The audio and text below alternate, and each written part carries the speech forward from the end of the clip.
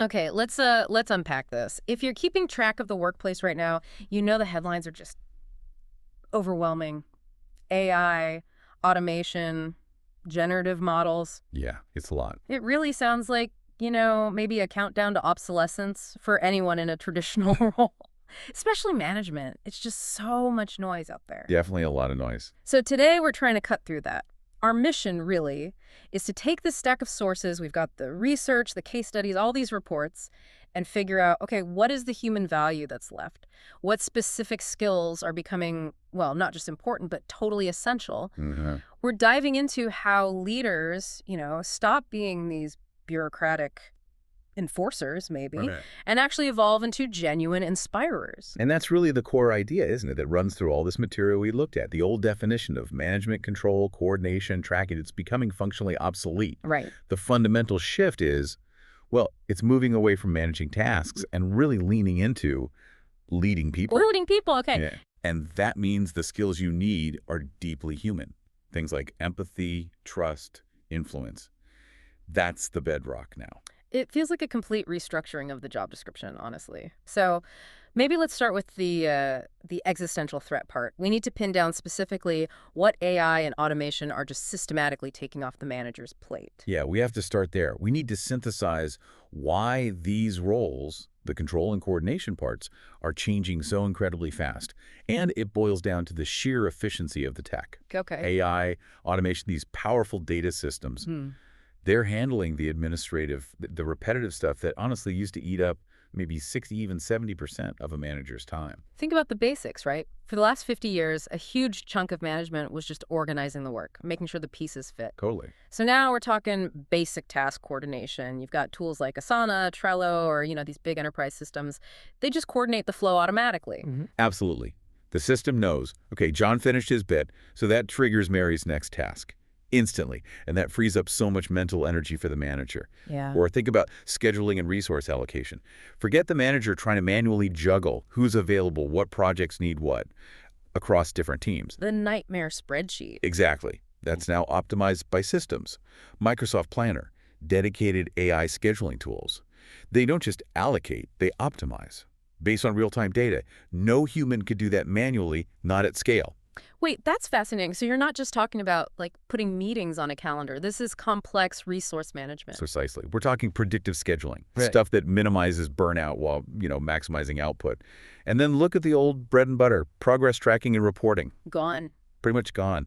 Dashboards, analytics platforms, they generate real-time insights automatically. Yeah. The system flags a delay, the manager doesn't have to go hunting for it. So the systems are kind of becoming their own oversight, even, enforcing policies and compliance. That very human-seeming job of making sure people follow the rules, that's automated too. It is, yeah. Digital compliance systems handle that. They flag deviations automatically. Yeah. Even subtle things like managing workflow bottlenecks. AI is identifying those inefficiencies and suggesting fixes before the team even notices things are slowing down. That is just But yeah, peak efficiency. And we have that case study, right, that really highlights this. Our sources talk about this big transformation at a global IT services company. Can you walk us through that? Because this is where it gets really concrete. right, this IT services company. Yeah. Huge operation. They needed constant monitoring of project deliverables, team outputs, all that stuff. Okay. What used to require a whole team, 3 human managers, whose main job was basically tracking and reporting. 3 people just for tracking. Yeah. That's now handled by a single AI dashboard. It pulled data from their existing tools, Jira, Power BI, whatever, and created this fully automated oversight system. Wow. 3 roles just condensed into software. That's staggering. It's not just efficiency, it's a huge displacement of function. It is. But here's the crucial point for you, listening.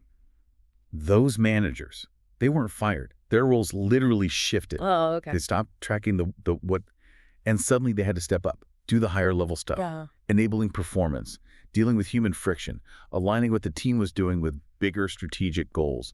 They went from measuring execution to driving purpose. That is the pivot point right there. If your job today involves a ton of monitoring, enforcement, routine data stuff, that part of your role is likely already automated or it's coming soon. Absolutely.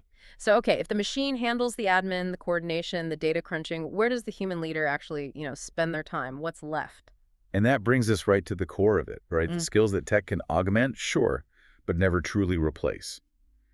We need to stop thinking about a manager's hierarchy and start thinking about a leader's unique human advantage. And we've kind of synthesized this from the sources into 5 pillars of human-centered leadership that are, well, pretty much automation proof. Let's get into those pillars, because these aren't just like nice to have soft skills anymore, are they?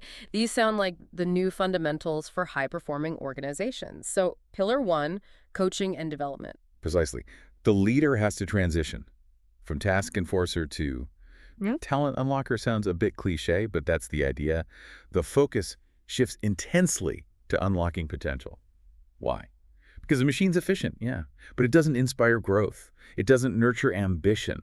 Only a human coach can really do that. And this isn't some like new age fad either. The Wow. evidence has been piling up for years. Remember Google's big Project Oxygen research? Oh, yeah, seminal work. They did this huge study on what made managers successful, and the trend was crystal clear. The best managers weren't the super efficient process gurus or the ones cracking the whip on deadlines. They were the ones who acted like great coaches, giving frequent, specific feedback, investing time in their team's personal growth, their careers. The job became about building people up, not just ticking compliance boxes. And what's really interesting is how that coaching directly feeds into the next pillar, creating clarity amid ambiguity.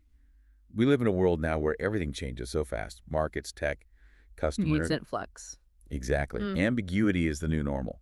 Now, the machine, the AI, it can report on volatility. It can show you the scary charts, but it can't provide comfort. It can't provide direction. Mm. Leaders have to step in and provide that clear sense of purpose, that direction, even when maybe all the tactical answers aren't known yet.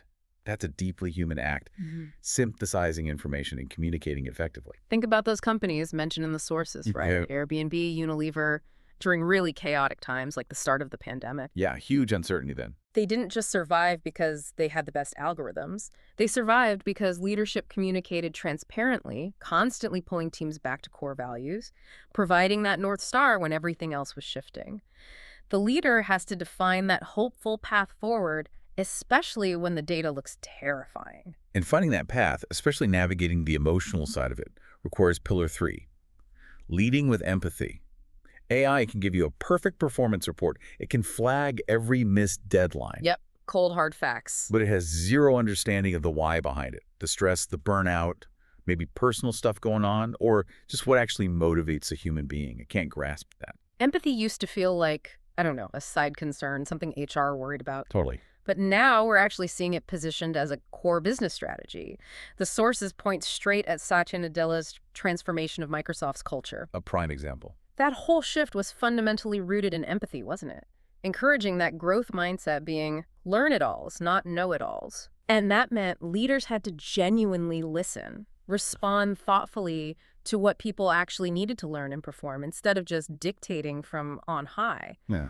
It takes emotional intelligence that, frankly, AI just doesn't have, not even close. And if you connect that need for human understanding to, say, innovation, that leads us right into pillar 4, building trust and psychological safety. If you want people to come up with creative solutions, which you absolutely need to compete when AI handles the routine stuff, Yeah. they have to feel safe, safe enough to take risks. Right. Because innovation isn't clean. Not at all. It's inherently messy. It needs people to share half-baked ideas, admit they messed up quickly, challenge how things are done without being terrified of getting slapped down. This isn't just, warm and fuzzy management talk. It's a necessary precondition for solving complex problems. It's actually hard to overstate how important this one is. That same Google research we mentioned, Project Oxygen, Yeah. the one that highlighted coaching, it also found psychological safety was the absolute #1 factor in predicting high-performing teams. Number 1, ahead of everything else. Not the team's average IQ, not their years of experience, not the reporting structure, Right. just did they feel safe to speak up? That says so much about where real value comes from today. It happens in trusting environments. It really is quantifiable performance data backing this up. Yeah. And it makes you ask, why did safety beat smarts? Because intelligence doesn't do much good if it's silenced by fear, right? Exactly. Psychological safety is like the lubricant. It allows all the other high-level human stuff, problem-solving, collaboration, creativity, to actually function. Okay. And that brings us to the final pillar, number 5, influencing without formal authority.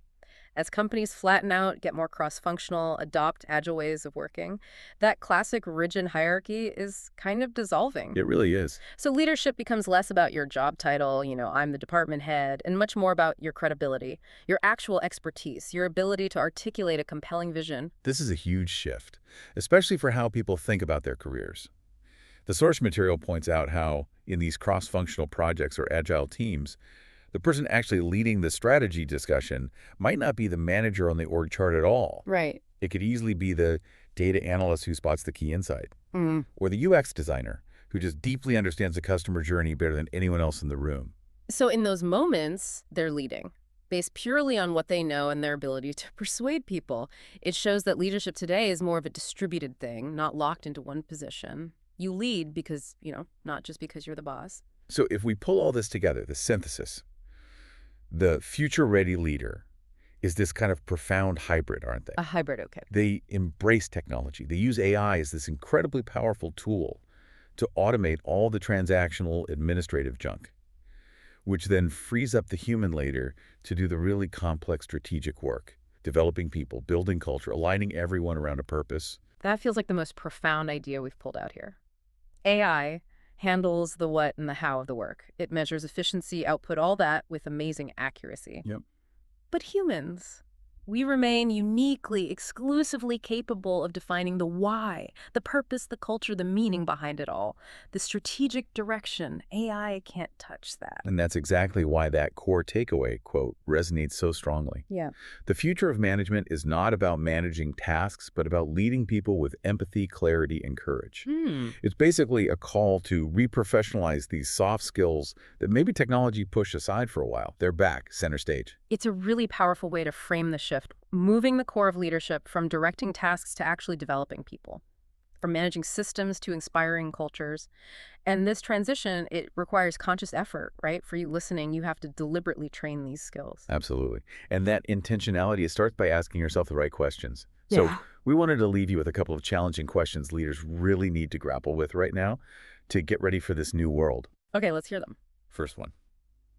How can you specifically coach your team to think creatively alongside AI tools? Because if they're just passively following the AI suggestions, they're not adding much unique value, are they? Right. The human job becomes challenging the machine, generating new angles. Exactly. Critically engaging with it. And the second question, maybe the toughest one in our increasingly digital, dispersed world. Yeah. How do you genuinely foster empathy, trust, and that sense of belonging? The things that create psychological safety when maybe you rarely even share the same physical space anymore. That's the big one, isn't it? Figuring out how to keep that human connection strong, really thriving in an age of extreme automation. That's where the real human edge is going to be. It really is.